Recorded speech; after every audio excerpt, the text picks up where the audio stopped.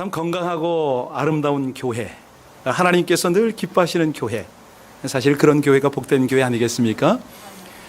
지난 주간에 먼저 오늘 서론을 조금 하고 들어갈 테니까 이해하시기 바랍니다. 지난 주간에 주일날 오후에 우리 한인타운에서는 가장 멋지고 아름다운 교회 입당 예배에 갔었습니다.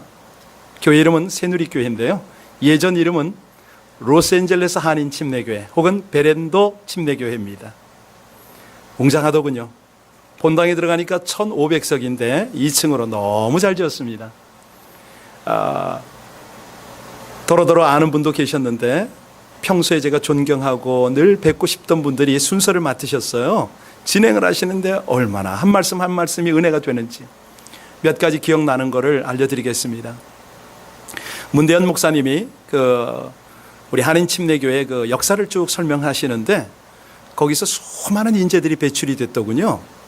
이종용 목사님이 그런 축사를 하더라고요. 임동선 목사님이 거기 출신인데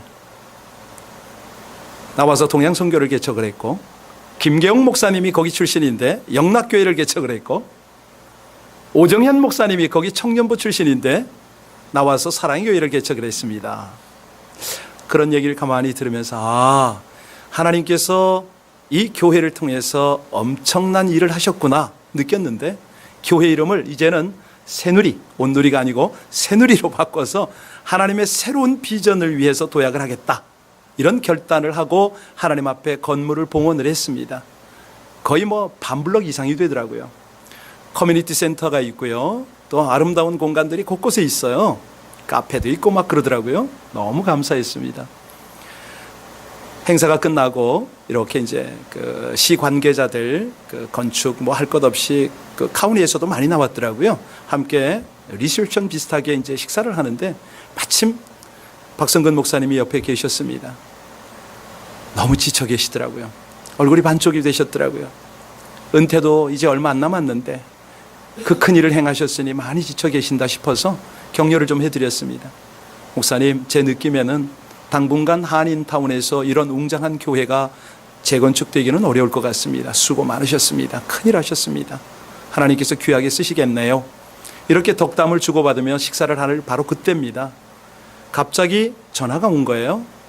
마이클 목사님에게서 전화가 왔습니다. 내용은 교회, 우리 교회 문을 좀 들어오려고 하는데 정문이 잠겼다고. 어떻게 들어갑니까? 그래요. 별표와 3672를 누르면 소리가 들립니다. 문 땡기시면 됩니다. 그 자리에 계셨어요. 문을 열고 들어오셨거든요. 아무 생각 없이 마치고 교회로 들어왔습니다. 그리고 8시가 되어서 CCTV로 207호를 살폈어요. 그랬더니 마이클 목사님과 일행이 밤 8시인데 함께 예배를 드리고 있더라고요. 방금 전에 저는 아주 웅장한 교회에서 놀라운 그런 상황 속에서 예배를 드리다가 지금 CCTV로 10명이 안 되는 그 인원들이 모여서 기도하는 모습을 보고 있습니다.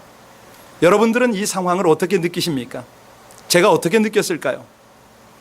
아니, 우리 하나님이 이 양쪽의 모습을 보고 계십니다.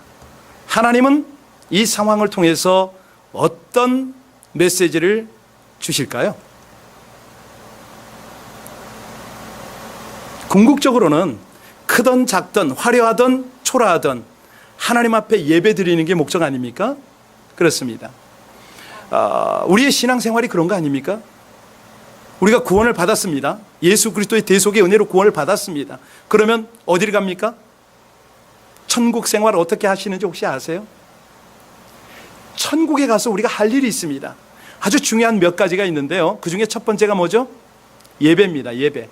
어떤 상황에서도 예배를 드려야 하는 이유가, 하늘나라 가서 우리가 영원히 할 것이 그 하나님을 예배하게 되기 때문에 이 땅에서 우리 하나님은요, 우리에게 하나님을 더 알고 하나님을 더 사랑하도록 예배의 자리로 부르셨습니다. 믿으십니까? 그리고 예배를 통해서 교제가 일어나는 거죠. 어떤 교제입니까? 하나님하고 우리의 교제, 성도와 성도의 교제. 왜요? 하늘나라 가면 이거 할 거니까 이 땅에서 우리는 연습해야 되는 것을 믿으시기 바랍니다. 그런데 이거를요, 우리가 습관이 안 돼 있어요. 자꾸 잊어버려요. 그래서 하나님은 우리에게 훈련을 받도록 하십니다. 훈련. 말씀으로 훈련을 받게 하시죠. 제자의 삶을 살게 하십니다. 왜요? 예수를 닮아야 되니까. 믿으십니까? 아주 중요한 세 가지를 말씀드렸습니다. 저와 여러분이 이 땅에서 구원받고 살아가는 목적 세 가지 뭐라고 그랬습니까? 첫째는 예배고, 둘째는 교제고, 세 번째는 훈련이라고 말씀드렸습니다. 그런데 이런 것들은 결국은 이 하늘나라에 가서 사는 생활인데 이 땅에서 해야 되는 것이잖아요. 근데 하나가 있어요. 오늘 은혜를 나눌 것이 뭐냐면, 하늘나라 가서는 하지 않는 것, 이 땅에 있을 때만 할 수 있는 것, 오늘 이걸 가지고 은혜를 나눌 겁니다. 모든 상황 속에서 바로 이 일을 위해서 기회로 삼으라. 이것이 오늘의 메시지인데요. 자, 오늘 예수님께서 그런 말씀을 하세요. 아버지께서 세상에 나를 보내신 것 같이 나도 너희를 세상에 보내노라. 무슨 말이냐면 세상에 보내진 사명자들이다, 이 말 아닙니까? 다시 말씀드립니다. 세상에 사는 동안에 우리가 예배드리고 교제하고 훈련하고 봉사하고 뭐 이런 거 다 하는 거예요. 그런데 이 땅에서 마지막으로 해야 될 일이 뭐냐면 바로 오늘 본문에 나옵니다. 우리 같이 본문으로 들어가겠습니다. 우리 1절 같이 한번 봉독합니다. 1절입니다. 시작. 아그리빠가 바울에게 이르되 너를 위하여 말하기를 내게 허락하노라 하니 이에 바울이 손을 들어, 자, 아그리빠 왕 앞에 선 누구요? 거기서 뭐 하고 있습니까? 증언하고 있습니다. 이 아그리빠가 누구죠? 큐티를 하신 분은 다 아실 것 같은데 잠깐 설명해 드릴까요? 당시 유대가 이 이스라엘을 통치하고 있었습니다. 유대의 총독이 모든 권한을 가졌고 이 아그리빠는 바로 이스라엘의 명분상 왕입니다. 유대인이죠. 조선 핍박의 시기에 일본 총독이 와 있었고 한국에 왕이 있었던 거나 다름없습니다.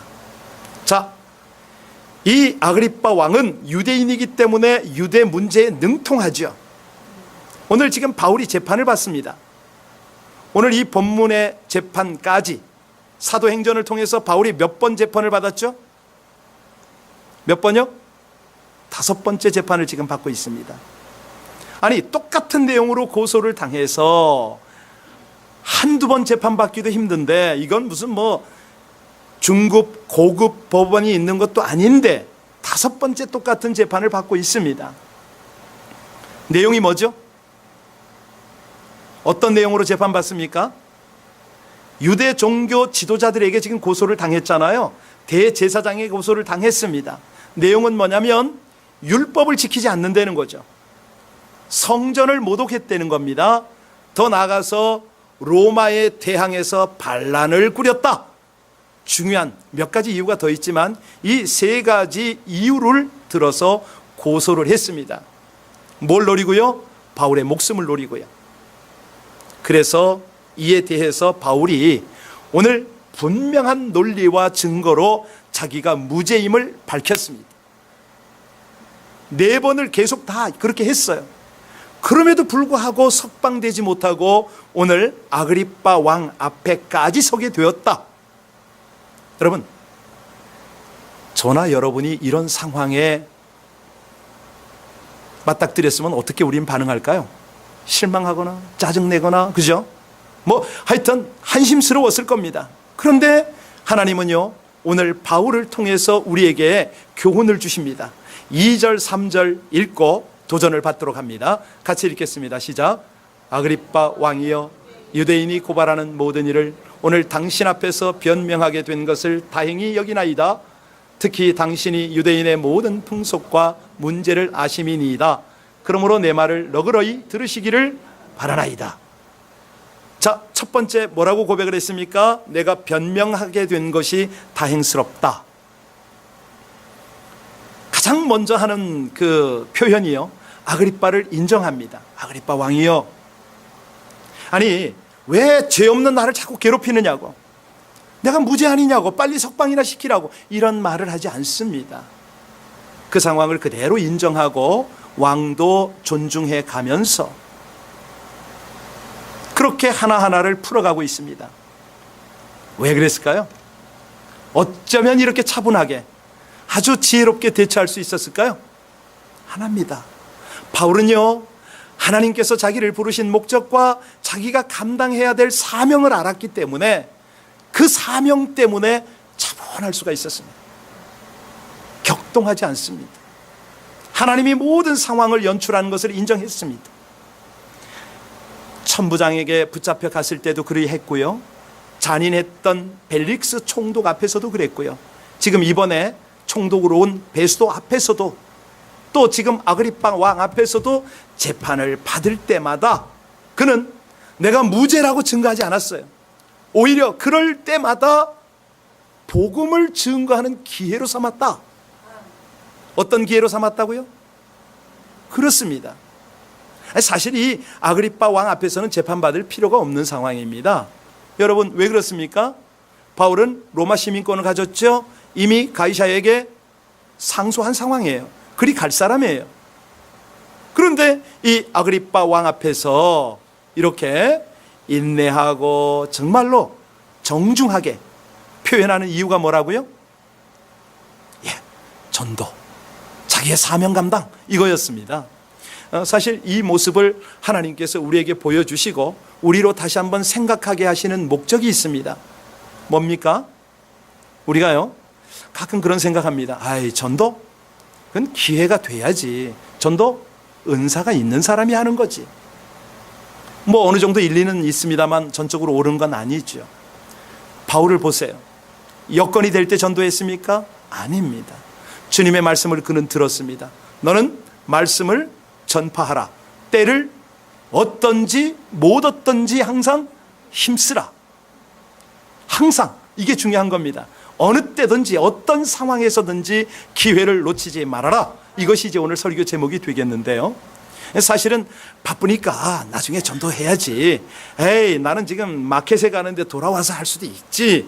아니 지금 내가 한참 일을 하고 있는데 이 끝마친 다음에 해야지. 우리는 핑계를 댑니다. 그러다 보면 평생 가도 전도하기가 쉽지가 않습니다. 왜냐하면 자꾸 그런 상황 때문에 내 일이 사명보다 앞섭니다. 사명이 목숨보다 귀하다고 하나님은 계속 우리에게 도전하시는데, 아니요, 하나님 제 일부터 먼저 해야죠. 이렇게 되는 것이죠. 자, 오늘 2절에 다시 한번 보시기 바랍니다. 뭐라고 그랬냐면, 오늘 당신 앞에서 변명하게 된 것을 다행히 여기나이다.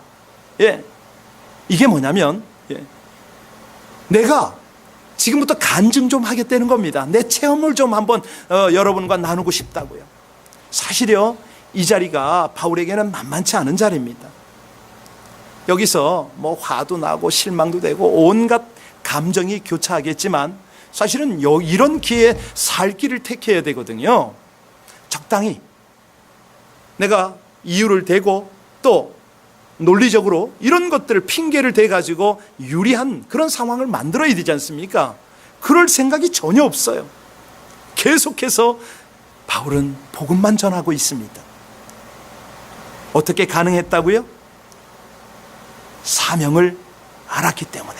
자, 오늘 우리는 거두절미하고 바울이 전한 복음의 핵심이 뭐냐? 이거 놓치면 안 되겠죠? 우리 8절 같이 한번 봅니다. 8절. 자, 바울의 핵심적 증거 같이 읽습니다. 시작.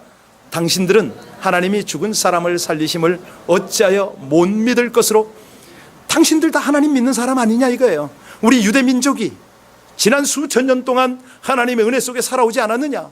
그 하나님께서 죽은 자를 왜 못 살리느냐? 부활에 대해서, 천국에 대해서 지금 설명하고 있습니다. 9절에 좀 더 자세히 했죠? 9절 같이 읽겠습니다. 시작. 나도 나사렛 예수의 이름을 대적하며. 자기의 신앙도 이랬었다는 겁니다. 예전에 내 신앙이 복음을 몰랐을 때는 그냥 나사렛 예수를 대적하고 내가 내 열심 가지고 내 판단 가지고 내 경험 가지고 일을 해야 되는 줄로 알았습니다. 그런데 그러다 보니까 핍박만 하게 됐고, 10절 같이 읽습니다. 시작. 예루살렘에서 이런 일을 행하여 대제사장들에게서 권한을 받아가지고 많은 성도를 옥에 가두며 또 죽일 때에 내가 아니 나도 여러분과 똑같았다는 거예요. 아니 핍박에 있어서는 내가 1인 잘 거요. 여기 있는 어떤 사람도 나만큼 핍박하지는 못했습니다 라고 자신의 그 과거의 부끄러운 모습들을 다 설명을 합니다. 11절 볼까요? 11절 같이 읽습니다. 시작. 또 모든 회당에서 여러 번 형벌하여 강제로 모독하는 말을 하게 하고 그들에 대하여 심히 격분하여 외국 성에까지 가서 그렇잖아요. 아니 회당마다 찾아다녔어요. 뭐 했다고요? 거기 가서 사람들을 회유해가지고 형벌해가지고 겁을 주고 오히려 예수를 모독시켰다 이겁니다. 교회를 회방했다 이거죠. 자기가 그렇게 살았다고. 내 열정이 어느 정도였는지 여러분 알긴 합니까? 여러분하고는 비교도 안 됩니다. 그 말이었잖아요. 여기 형벌하였고 이거 그냥 흘려보내기 어려운 단어입니다. 아까운 단어예요.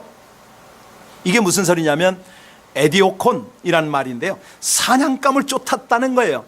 적을 쫓았다는 거죠. 마치 사냥감과 적을 섬멸하기 위해서 뒤쫓은 자 같이 지독하게 내가 그렇게 핍박했던 사람이요 이 고백을 했습니다. 그런데 아그리빠가 지금 이 말을 듣고 있잖아요. 어떻게 이해하겠습니까? 네가 그렇게 됐구나. 그렇잖아요. 지가 지독하게 쫓아다니다가 지가 이제는 지독하게 형벌을 당하고 쫓기고 있구만. 이거를 느끼게 한 겁니다. 사실요, 바울이 이처럼 변화될 거를 누가 상상이나 했겠습니까? 우리가 보고 있습니다. 아니 그들이 다 보고 있었어요.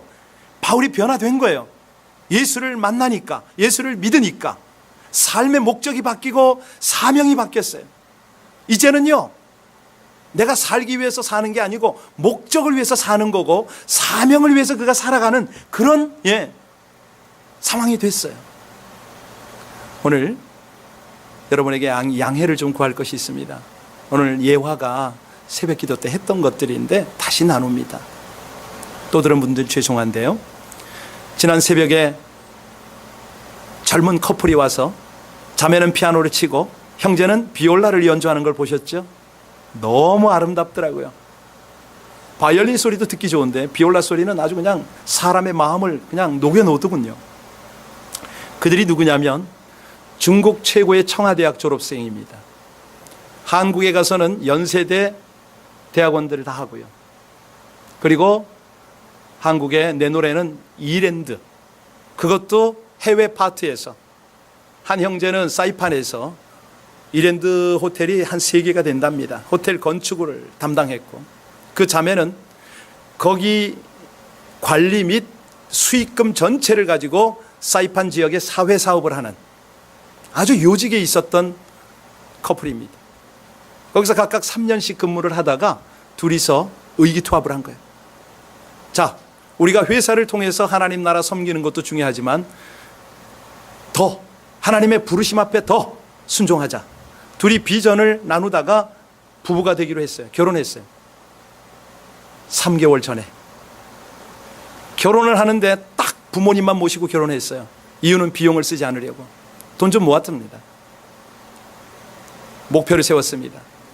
형제가 바이올린을 만들고 수리하는 학교로 오기로 한 거예요. 이유는 저개발국에 음악을 모르는 아이들을 향하여 악기를 만들어주고 가르치고 하나님의 복음을 전하겠다는 거예요. 이 자매는 자기가 전공한 사회 이쪽으로 미국 안에 와서 이 NGO 단체들을 좀 섭외해서 능력 있는 파워 있는 그런 하나님의 나라를 섬기자. 그리고 시카고에 있는 모 대학에 입학 원서를 받고 비자를 받았습니다. 첫 걸음을 우리 교회로 왔어요. 이유는 하나님으로부터 자기들의 비전을 점검받고 또 김 목사에게 기도를 좀 받고 싶다. 이게 이유였습니다. 이들이 공항에 도착했을 때 월요일 날입니다. 그때까지는 저는 몰랐어요. 이 형제가 여기 왜 오는지 몰랐어요. 그냥 유학을 온다는 것만 알았지 악기를 하러 간다는 걸 몰랐습니다. 비올라를 들고 나와요. 이게 뭐냐 그랬더니 그 얘기를 하는 거예요. 그때 아차 싶더라고요. 오, 하나님이 일하시네. 우리 김명화 장로님이 장인 아닙니까? 50년 그걸 했잖아요. 그래, 도착하면 내가 소개할 분이 있다. 왔어요. 아니, 김 장로님하고 둘이 만나더니 이게 무슨 뭐 목사는 저리 가고 보이지도 않아요. 둘이 짝짝꿍이 일어났는데 난리가 아닌 거예요. 심지어 우리 장로님 말이죠. 내가 너한테 진짜 기술을 다 전수하고 싶다. 너 계약 때까지 여기 있으면 안 되냐? 아, 이게 이틀을 지내는데요. 진짜 너무너무 감사하더라고요. 여러분, 사실 그렇습니다. 이게 지금 무슨 얘기냐면요. 하나님이 기뻐하는 삶의 목적, 사명을 향하잖아요. 하나님이 그렇게 인도하셔요. 시카고에 갔어요, 지금. 목요일 날 갔거든요. 연락이 왔어요. 목사님, 왔더니요. 하나님이 집을 마련해 줬대. 돈 안 내는 집. 하나님이 사람들을 만나게 하는데 기가 막히답니다. 하나하나 지금 연출이 되고 있는 거예요. 그러면서 방학 때마다 오겠답니다. 와서 섬기기도, 우리 교회도 섬기고 장로님한테 기술 배우는 게 목적이죠. 오겠다는 거예요. 여러분, 그렇습니다. 이게 왜 이런 얘기를 하냐면 흐르는 물에는 이끼가 끼지 않지요. 흐르는 물은 결코 썩질 않습니다. 성도들에게 하나님이 은혜를 베푸실 때요, 이거를 간증을 나눠야 돼요. 그러면 영적으로 건강해져요. 영적으로 활력이 넘쳐요. 서로 간의 은혜가 충만해져요. 그리고요, 무엇보다도요, 계속 간증이 생겨요. 서로가 서로를 살리는 거잖아요. 뭐 모여서 드라마나 얘기하고 무슨 뭐 쓸데없이 뭐 야유회 놀러 가는 거 아무 유익이 없어요. 우리가요, 비록 어떤 드라마틱한 사건을 경험하지 않았다 할지라도 설교를 듣다가 깨달은 거, 큐티를 하다가 뭐 얻은 거, 뭐 이런 거 있잖아요. 하나님께서 우리에게 주시는 거라면 얼마든지 나눌 수가 있거든요. 근데 이걸 나누면, 하나님의 은혜를 나누면 듣는 사람이 그렇게 유익을 얻어요. 영혼이 살아나요. 전하는 사람은 통로가 되니까 더더욱 그렇죠. 여러분, 믿지 않는 사람들도요, 이렇게 하나님이 행하시는 일들을 나눠보세요. 그들도 덩달아 그렇게 기뻐해요. 예. 안티들도 다 그렇다니까요. 에이 말로는 그러는데 실제적으로는 그들의 영혼이 살아납니다. 여러분, 간증을 많이 하시기 바랍니다. 하나님이 더 많은 간증거리를 주실 줄로 믿습니다. 우리 삶에 간증이 넘쳐나야죠. 어떤 상황에서도 기회를 삼아서 하나님이 행하시는 일을 예민하게 느끼고 거기서 깨달음을 얻은 것을 나누는 거예요. 여기 사도 바울이 꼭 그렇게 했어요. 사도 바울이요, 기회를 놓치질 않습니다. 아주 담대하게 간증을 합니다. 지금 사도 바울은요, 예수를 모르는 사람들 앞에서 지금 간증을 하고 있지 않습니까? 그런데 그는 과거의 간증에 머무르는 게 아니에요. 어떻게 간증하냐면 다윗하고 똑같아요. 앞으로 펼쳐질 미래에 대해서 지금 간증을 하고 있는 거예요. 그 하나님을 소개하고 있는 거예요. 그러니까 하나님이 그의 선포대로 더 큰 간증거리를 주시는 줄로 믿습니다. 바울 가만히 보세요. 내가 이전에 어떤 사람이었는가, 이 말만 하고 그치는 것이 아니고 내가 어떤 상황에서 주를 만나고 어떻게 변화된 삶을 사는가, 이거를 지금 말하고 있어요. 그것뿐만 아니라 내가 어둠의 권세 아래 있는 사람, 그 사람이었다. 사단에게 내가 사로잡혀 있었는데 이제는 그런 사람들을 향하여 주님의 빛을 조명하고 그 흑암에 사망의 그늘진 곳에 주님의 생명의 빛을 내가 거기에 전달한다. 그러고 있지 않습니까? 이게 뭐예요? 이게 하나님이 우리를 부른 목적 아닙니까? 이게 바로 우리의 사명 아닙니까? 그런데도 설교를 들을 때는 우리가 도전이 됩니다마는 바로 돌아서면 에이, 나 같은 사람이 어떻게 바울처럼 될 수 있나? 공부도 부족하고 가문도 별 볼 일 없고 열정도 없는데 자책을 하는 분이 계세요. 아니, 하나님이 나를 보내시는 곳에 가서 내가 잘 못 느끼는 거예요. 우리 일부 예배 때도 나눴는데요, 예배 마치고 그런 얘기 났어요. 목사님, 나는 전도의 은사가 별로 없는 것 같아요. 근데 사람들이 자꾸 나한테 와서 예수 믿냐고 물어봐요. 예, 그겁니다. 그거. 예. 우리가요, 아직도 내가 한 영혼도 구원하지 못하고 정말 사명자의 삶을 제대로 살지 못한다면, 이거는 많이 부실한 겁니다. 천국 가서 할 말이 없는 겁니다. 우리 주님이 주시는 면류관을 받을 그런 명분이 없는 거죠. 하나만 더 간증을 드려도 될까요? 지난 금요일 날이요, 이광욱 목사님과 함께 여집사님이 우리 교회로 오셨어요. 바로 저 방에서 한참 나눴습니다. 이분이 늦새 모임을 섬기는 여집사님입니다. 늦새가 뭐냐면 늦은 새벽 기도의 줄임말입니다. 다들 출근을 해야 되니까 아침에 한 7시쯤 모여서 1시간쯤 나누고 기도하고 출근을 한답니다. 수요일 날 아침마다 한다는데요, 우리 교회가 장소로 쓸 수 있을지 하고 오신 거예요. 그래서 이 모임을 언제부터 어떻게 하게 됐습니까? 물었더니 자기가 전도한 사람들을 대상으로 아침에 기도 훈련, 또 말씀 떼는 훈련을 하기 위해서 했습니다. 그러고 나서 하시는 말씀이, 그 아침에 이들을 섬기기 위해서 바리바리 샌드위치를 싸우고 싸운대요. 아침에 같이 먹고 출근시키는 거죠.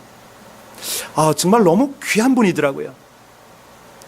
그런데 얘기 끝에 뭐라고 그러시냐면, 자기가 요즘은 입으로 전도하는 게 잘 안 되기 때문에 하여튼 음식을 자꾸 싸가지고 가야 된대요. 그래서 주일날 교회에서 밥을 먹고 나서는 교회 음식을 부실하긴 하지만은 예쁘게 싼답니다. 도시락에다가.